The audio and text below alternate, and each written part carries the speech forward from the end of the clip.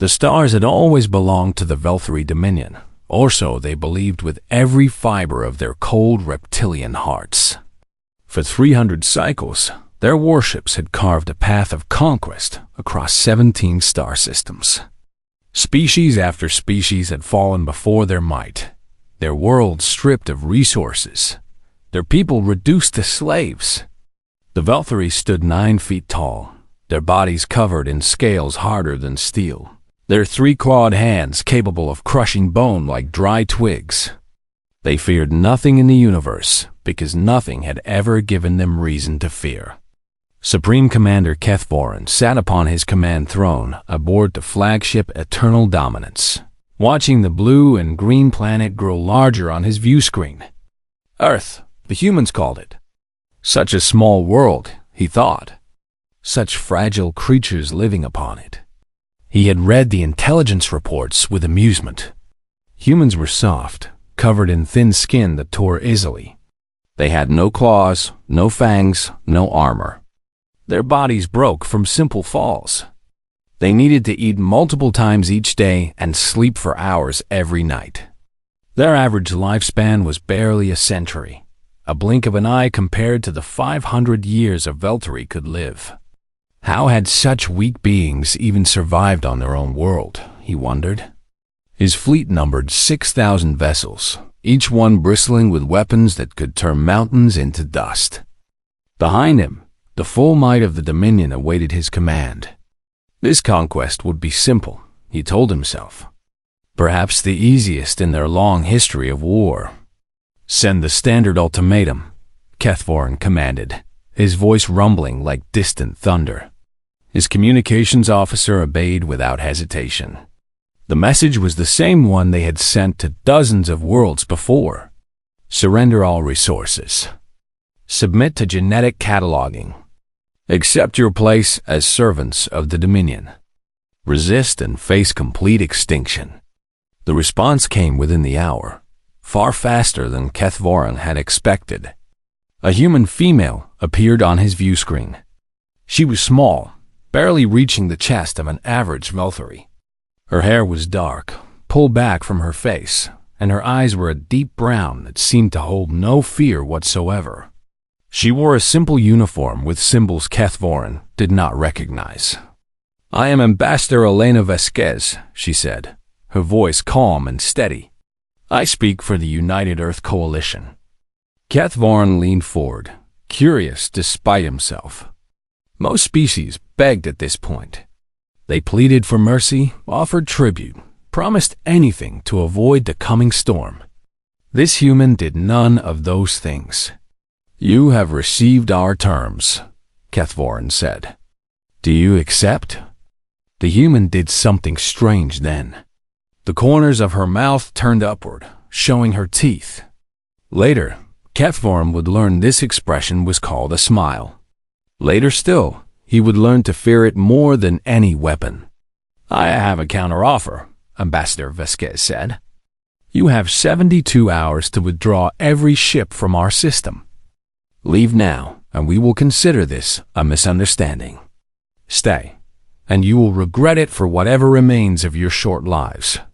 Silence filled the command bridge of the Eternal Dominance. Then laughter erupted, harsh and mocking. Every Velthari officer on the bridge found this hilarious. Even Kethvorin allowed himself a deep chuckle.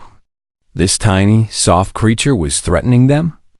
The greatest military force in known space? "You are either very brave or very stupid," Kethvorin said when the laughter died down. "Perhaps both. Your species knows nothing of war, little human. You have never faced an enemy like us." Ambassador Vasquez did not flinch. Her smile did not waver. "And you have never faced an enemy like us," she replied. "We tried to warn you. Remember that in the days to come, we gave you a chance to walk away." The transmission ended. Kethvorin stared at the blank screen for a long moment. Something about the human's confidence troubled him, like a small stone in his boot. He pushed the feeling aside. What could these creatures possibly do against his armada? "Supreme Commander," His tactical officer spoke up. "Shall we begin the assault?" "Not yet," Kethvorin decided. "Let them have their 72 hours. Let them watch our fleet grow larger in their skies. Let them feel the weight of their doom approaching.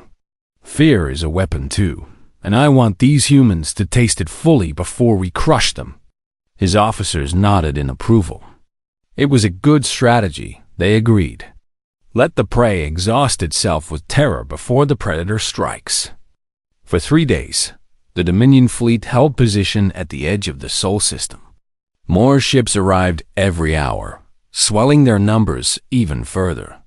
Kethvorin wanted this conquest to be absolute, a demonstration of power that would echo across the galaxy. On Earth below, the humans were not idle. They did not panic, as Kethvorin had expected. They did not riot in the streets or flood their communication channels with pleas for mercy. Instead, they prepared. Factories that had been producing civilian goods switched to military production overnight. Scientists who had been studying peaceful applications of physics began designing weapons. Citizens who had never held a gun in their lives lined up by the millions to volunteer for service. The Velthri watched all of this with amusement. What good were rifles against plasma cannons? What could foot soldiers do against orbital bombardment? The humans were like insects preparing to fight a giant. But Kethvorin noticed something that his officers dismissed. The humans were not afraid. In all his years of conquest, he had never seen a species face certain doom with such determination. They knew they were outmatched, they had to know, yet they prepared for war as if victory was actually possible. It was admirable in a pathetic sort of way. When the 72 hours ended, Kethvorin gave the order to advance. His fleet moved toward Earth like a tide of metal and fire. This would be over quickly, he told himself. A few days at most. He was wrong. He was so terribly, catastrophically wrong. The first human ship to engage his fleet was a tiny vessel, barely larger than a Velthri shuttle. It should have been destroyed in seconds. Instead, it weaved through plasma fire with impossible agility, its pilot pushing the craft beyond any reasonable limit. When it was finally hit, when flames erupted from its engines and its hull began to crack, the pilot did not eject. Instead, the dying ship accelerated directly into the bridge of a Velthri cruiser. The explosion killed 300 Velthri soldiers. Kethvorin watched the footage in silence. Who were these creatures? What kind of beings flew willingly to their deaths? What had he truly awakened? The war for Earth had begun, and the universe would never be the same. The first week of battle taught Kethvorin a lesson he would never forget. His forces had expected quick victory. They had planned for a simple ground invasion after destroying Earth's orbital defenses. What they found instead was something their tactical computers could not understand, something that made no sense according to every rule of warfare they had ever known. The humans would not stop fighting. A Velthri soldier, when wounded badly enough, would accept death. It was logical, after all. A broken body could not serve the Dominion. But humans operated by different rules entirely. Kethvorin watched footage of a human pilot whose fighter had been torn apart by plasma fire. The pilot ejected, falling through the atmosphere with nothing but a simple parachute. She landed in enemy territory, broke her leg on impact, and still managed to kill 4 Velthri scouts before rescue arrived. 12 hours later, she was flying again. How is this possible? Kethvorin demanded of his science officer. Her body should need weeks to heal. The science officer, a thin Velthri named Thesk, had been studying human biology since the invasion began. What he had discovered disturbed him greatly. Supreme Commander, humans are what is known as persistence predators, Thesk explained, his voice uncertain. On their homeworld, they did not evolve to be the fastest or the strongest. They survived by chasing their prey across vast distances, sometimes for days at a time, until their targets collapsed from exhaustion. They hunted by refusing to stop. HFY asked. Yes, Commander. Their bodies are designed to endure. They can function through pain that would incapacitate our soldiers. They can repair damage that would kill most species. They can push past limits that should be impossible. And most troubling of all, their minds seem capable of ignoring survival instincts when they choose to. HFY processed this information slowly. The Dominion had conquered species that were faster than humans, stronger than humans, more advanced than humans. But they had never faced a species that simply refused to accept defeat. On the ground, the situation was even more confusing. Valkyrie forces had landed in what the humans called Europe. They had captured several major cities within the first few days, expecting the local population to surrender. Instead, the humans melted away into the countryside, into the forests, into the mountains. They attacked supply lines at night and vanished before dawn. They planted explosive devices in roads and buildings. They fought from shadows and then disappeared like ghosts. General Morvax, commander of the ground forces, sent increasingly frustrated reports to the flagship. They do not fight like soldiers, Morvax complained. They fight like animals. They use every dirty trick, every dishonorable tactic. They have no code of warfare. HFY received these reports with growing unease. He had studied the histories of countless conquered worlds. Every species eventually broke, eventually accepted that resistance was futile. The humans had been fighting for 3 weeks now, and their resistance was only growing stronger. One incident haunted his dreams more than any other. A human soldier, a young female named Sarah Chun, had been captured during a raid on a Valkyrie supply depot. She had been shot twice during the fight, but had kept moving, kept shooting, until her weapon ran empty. When they finally subdued her, she had laughed in their faces. Morvax had interrogated her personally, demanding to know the locations of other resistance fighters. Sarah Chun had said nothing useful. Even when they threatened her with death, she simply smiled that terrible human smile. You think I am afraid to die? She had asked. I am not afraid. But you should be. Because for every one of us you kill, 10 more will take our place. We will never stop. We will fight you for years, for decades, for centuries, if we must. Your grandchildren will still be fighting our grandchildren, and they will lose, just as you are losing now. Morvax had ordered her execution, but her words spread through the Valkyrie ranks like poison. For the first time in their long history of conquest, Dominion soldiers began to feel something unfamiliar. They began to feel doubt. Meanwhile, humanity continued to adapt. In the first days of the invasion, human weapons had been nearly useless against Valkyrie armor. Bullets bounced off their scales, and even heavy explosives caused only minor injuries.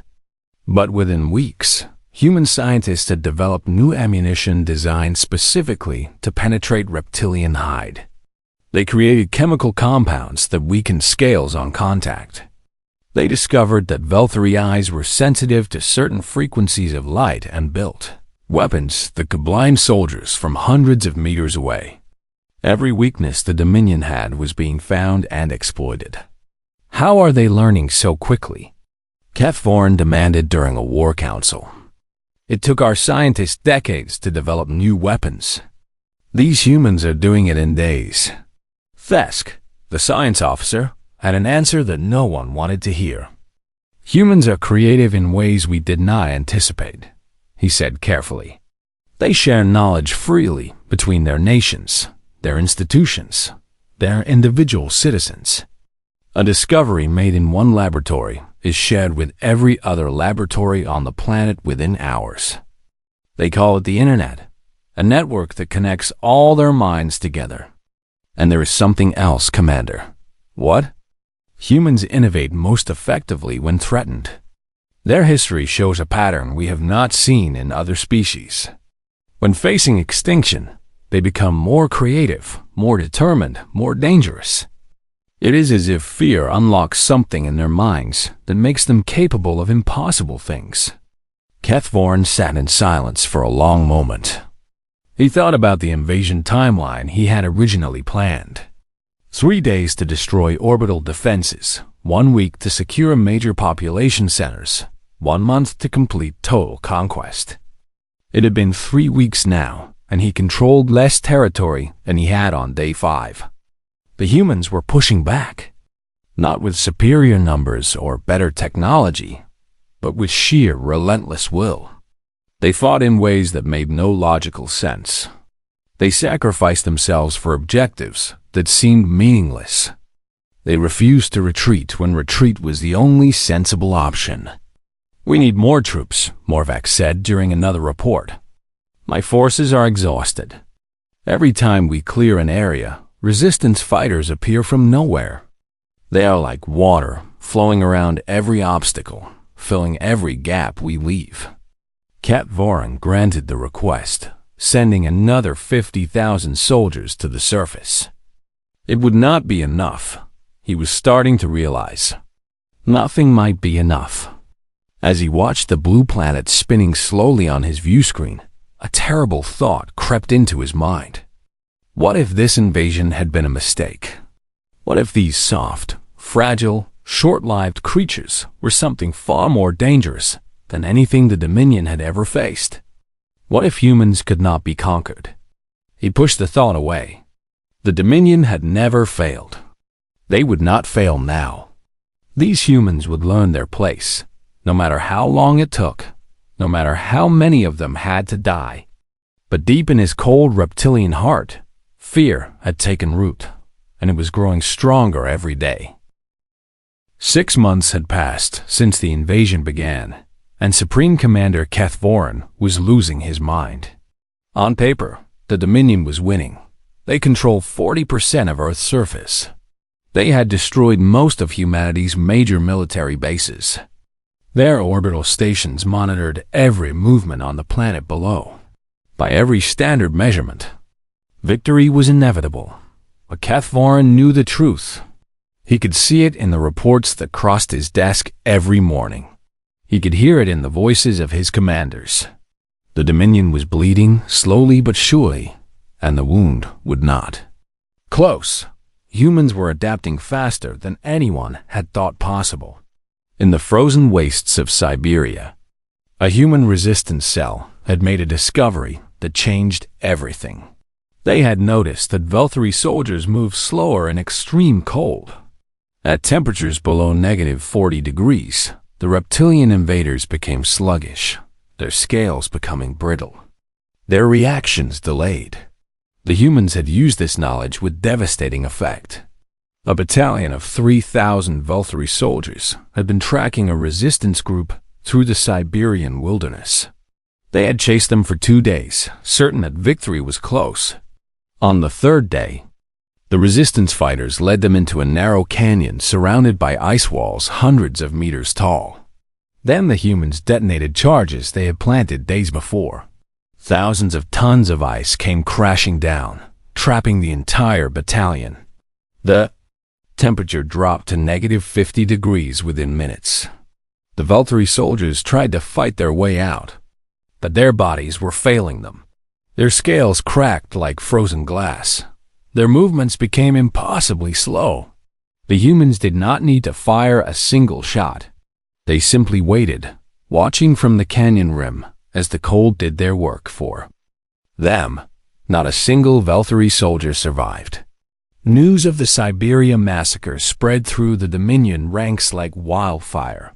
Soldiers who had never known fear began checking weather reports obsessively. Commanders started refusing assignments in cold regions. The mighty Dominion, conquerors of 17 star systems, had learned to fear the weather, but the humans were not finished. In the dense jungles of the Amazon, human scientists had been working on a different kind of weapon. They had studied Velthari biology, searching for weaknesses, and they had found something unexpected.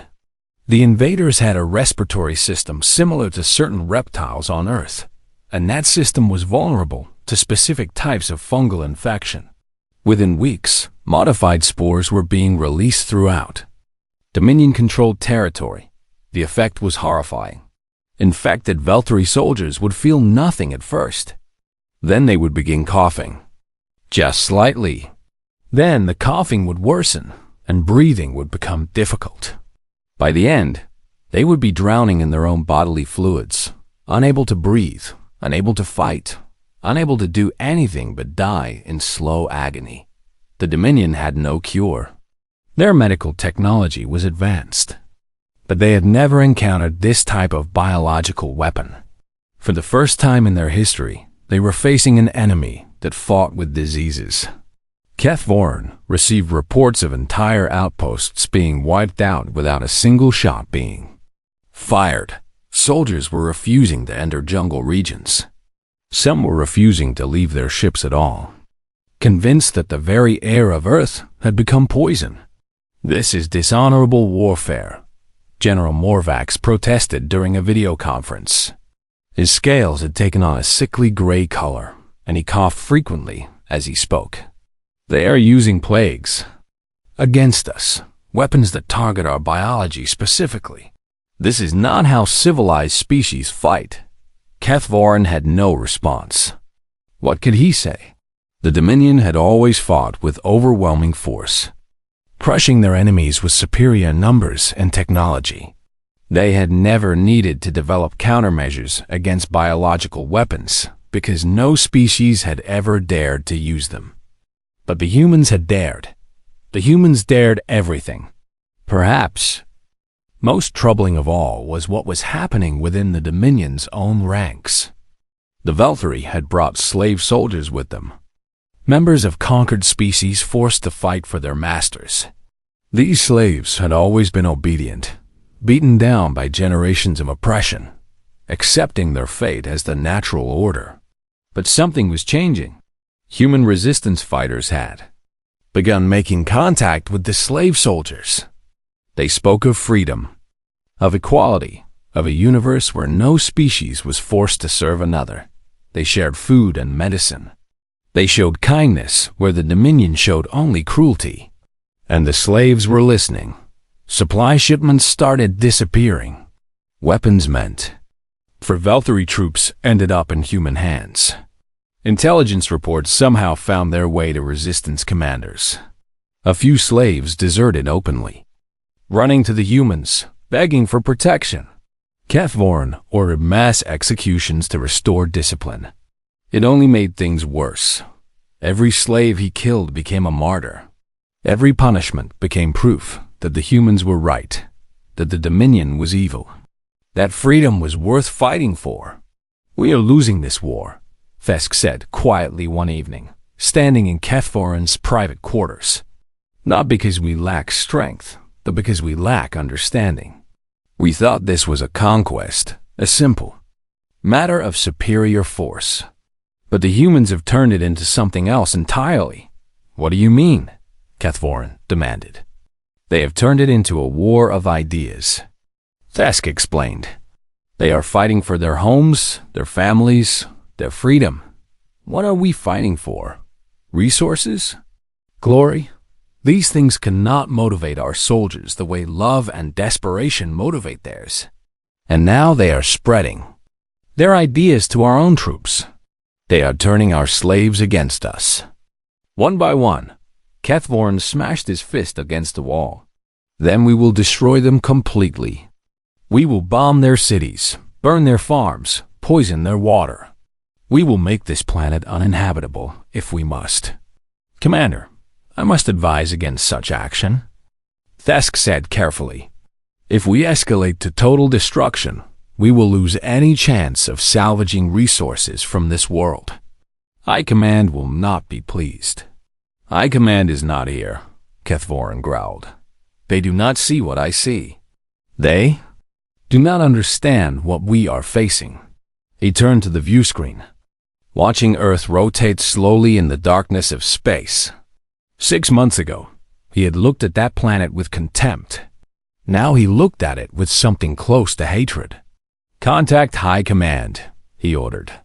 "Request permission for orbital bombardment of major population centers. If we cannot break their spirit through ground warfare, we will break it from the sky."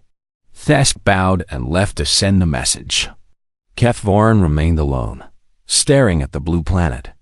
He told himself that this would work, that massive destruction would finally force the humans to surrender. He told himself that victory was still possible. But deep down, in the cold depths of his heart, he was no longer certain of anything. The humans had surprised him at every turn. They had adapted to every tactic. They had turned every weakness into a weapon. What would they do when their cities began to burn? He was about to find out, and the answer would shake the foundations of the Dominion forever. The bombs fell on Snow Paulo at exactly midnight. Kethvorin had chosen the target carefully. Snow Paulo was one of humanity's largest cities, home to over 30 million people. It was a symbol of human achievement, a sprawling metropolis of towers and lights. Destroying it would send a message that could not be ignored. The orbital bombardment lasted exactly 12 seconds. When it was over, Snow Paulo no longer existed. Where millions of humans had lived, worked, and dreamed, there was now only a crater of molten glass. The heat had been so intense that buildings had vaporized instantly. People had died before they even knew what was happening. Their bodies turned to ash in the blink of an eye. 30 million humans, gone in the time it took to draw a breath. Kethvorin watched the destruction from his flagship, feeling a grim satisfaction. Surely this would break them. Surely now the humans would understand that resistance was futile. He had shown them the full power of the Dominion, and no species could witness such devastation and continue fighting. For 3 days, his intelligence officers reported something strange.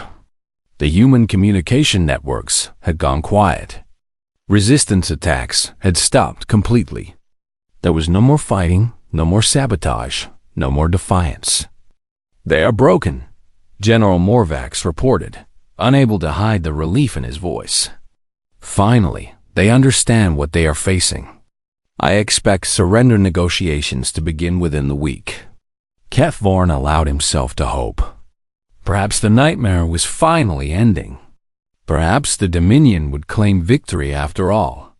He was wrong. On the 4th day after the bombing, humanity revealed what they had been doing during those 3 days of silence. They had not been mourning. They had not been negotiating. They had been planning. Every remaining human military asset launched simultaneously.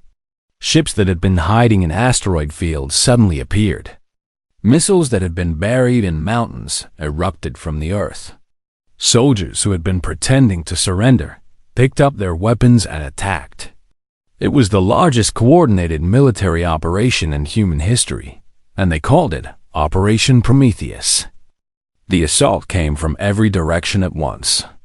Human ships, hundreds of them, swarmed toward the Dominion flagship. Most of them were small, barely armed, clearly no match for Veltari weapons. The Dominion fleet destroyed them by the dozens, filling space with debris and fire. But the humans kept coming. For every ship that died, 2 more appeared. For every pilot killed, another took their place. They attacked with a fury that Kethvorin had never witnessed, a rage born from the ashes of 30 million murdered innocents. "This is madness," Kethvorin muttered, watching the battle unfold. They cannot win. They must know they cannot win. But the humans were not trying to win. They were trying to create an opportunity. While the fleet was busy destroying the endless waves of human ships, a small transport vessel slipped through the chaos. It was damaged, leaking atmosphere, its engines failing. No one paid attention to it. There were too many other threats to worry about. The transport crashed into the hull of the Eternal Dominance, tearing open a breach in one of the lower cargo bays. 12 humans emerged from the wreckage. They wore heavy armor and carried weapons designed specifically to kill Valkyrie. They knew they would not survive this mission. They had volunteered anyway. Their leader was Sergeant Marcus Cole, a 32-year-old soldier who had lost his entire family in Snow Hollow. His parents, his wife, his 2 young children, all gone in an instant. He had nothing left to lose and everything to fight for.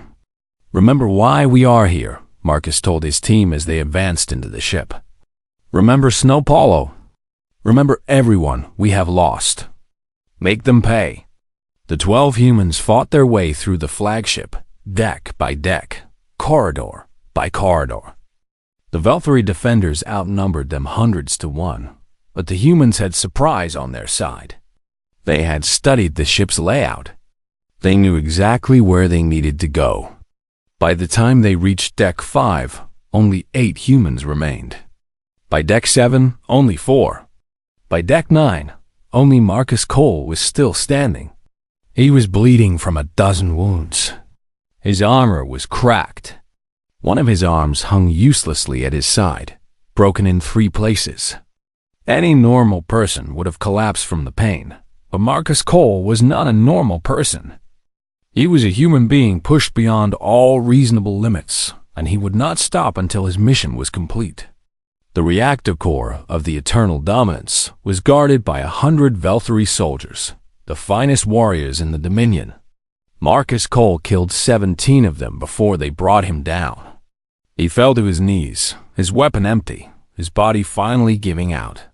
Supreme Commander Kethvorin arrived moments later, pushing through his guards to see the lone human who had caused so much destruction. "Why?" Kethvorin demanded, standing over the dying soldier. "You knew you could not win. You knew this would cost you your life. Why would you do this?" Marcus Cole looked up at the alien commander, blood dripping from his mouth, and he smiled that terrible human smile. "Because you needed to learn something," Marcus whispered. "You can kill us by the millions. You can burn our cities. You can destroy everything we have ever built. But you will never break us. Never." He raised his remaining hand, revealing a small device clutched in his fingers. "My people have a saying," Marcus continued. "If you are going to take something from us, we will make you pay for it. Snow Hollow cost you nothing. But this ship, your fleet, your precious Supreme Commander, this will cost you everything." He pressed the button. The antimatter charge that Marcus had carried into the ship detonated with the force of a small sun. The explosion tore through the reactor core, then through the decks above and below, then through the entire flagship. Kethvorin had exactly half a second to feel true terror before he was vaporized. The Eternal Dominance became a ball of white fire, visible from Earth's surface. The shockwave destroyed 37 nearby Dominion vessels. The command structure of the entire invasion force was annihilated in an instant. On Earth, billions of humans watched the explosion light up the night sky. They did not cheer. They did not celebrate. They simply watched in silence, knowing that their people had struck a blow that would echo through history. The Dominion fleet, suddenly leaderless and confused, began to retreat. Ships that had been preparing to continue the assault turned and fled toward open space. The mighty conquerors of 17 star systems ran from the fury of one small world. Humanity had not won the war. Not yet. But they had proven something that no species had ever proven before. They could hurt the Dominion. They could make the masters of the galaxy bleed. And they were just getting started.